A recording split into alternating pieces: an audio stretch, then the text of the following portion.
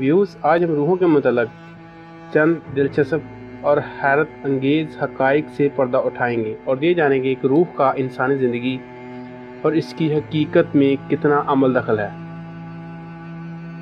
और हम ये भी जानेंगे कि रूह इस दुनिया में मौजूद होती है या नहीं, और ये भी जानेंगे कि जो पीर फ़कीर आमल बाबे अपने चिल्लों में रूहों को हाज़िर करने के बुलंदोबाग दावे करते हैं, इनमें किस हद तक सदाकत है। ये सब जानने के लिए जुड़े रहिए हमारे साथ, और अगर आपने हमारा चैनल अभी तक सब्सक्राइब नहीं किया तो सब्सक्राइब करें ताकि आइंदा आप हमारे साथ अपडेट रहें।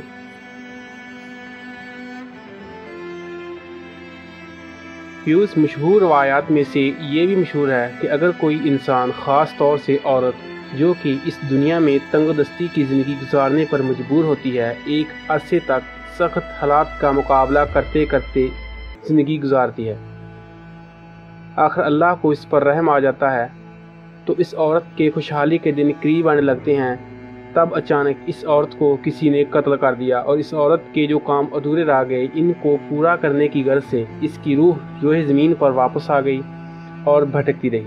व्यूज़ जिन भूत और अनदेखी मखलूक जिनकी हकीकत से इनकार नहीं किया जा सकता, बाज़ आमल हजरात ने इन जिन्नात को कब्ज़े में किया हुआ है और इनसे काम करवाते हैं, लेकिन बाज़ मनफी सोच रखने वाले आमल बाबे हजरात किसी मनफी काम को पूरा करने के लिए इस भटकती रूह से रब्ता करते हैं और यूं इस बेचैन और बदला लेने को बेचैन रूह इस बाबे इस आमल के मनफी सरगर्मियों को पूरा करती है। बाज़ आमल हजरात से इन्वेस्टिगेशन के दौरान हमें यह भी मालूम हुआ कि मनफी और पॉजिटिव सोच रखने वाली रूह बदरूह या फिर रूह कहलाती है। अब सवाल पैदा ये होता है कि रूह क्या है। व्यूज़ इस सवाल का जवाब जानने के लिए हम सबसे पहले साइंस का सहारा लेते हैं। व्यूज़ अप्रैल 1901 में एक साइंसदान डॉक्टर डॉन केन ने चंद इंसानों का मौत से कबल वज़न किया और फिर बाद इस मर्ग जब इनका वज़न किया गया तो इनका वज़न 21 ग्राम कम था। यानी डॉक्टर डॉन केन के मुताबिक ये नज़रिया कायम किया गया कि रूह सच में इंसान के अंदर मौजूद होती है और आम इंसानी रूह का वज़न 21 ग्राम होता है।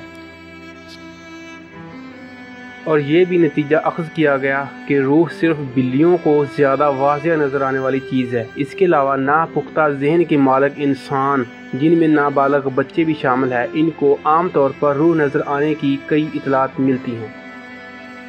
व्यूज़ अरस्तू और अफलातून रूह के मुतल्लिक़ अपने नज़रियात यूँ बयान करते हैं कि ना सिर्फ इंसान बल्कि दीगर दरिया, पहाड़, हत्ता के नबातात भी जिस्म के साथ साथ रूह रखते हैं।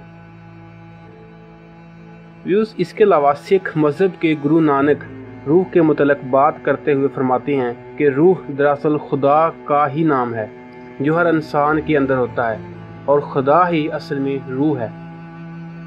एक और फ्रांसीसी मुफक्कर ने अपनी किताब एविडेंस ऑफ गॉड में लिखा है, बेशक वो रूह ही है जो इंसानी ढांचे को हरकत करने पर मजबूर करता है और मर्ग के बाद वही जिस्म बेजान और नकारा हो जाता है।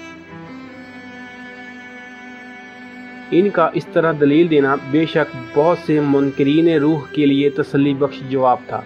अब हम इस सारे नाजुक मामले को समेटते हुए लबे लबाब की तरफ आते हैं और ये जानते हैं कि क्या सच में रूह का वजूद है या ये भी सिर्फ अफसानवी किस्सा है।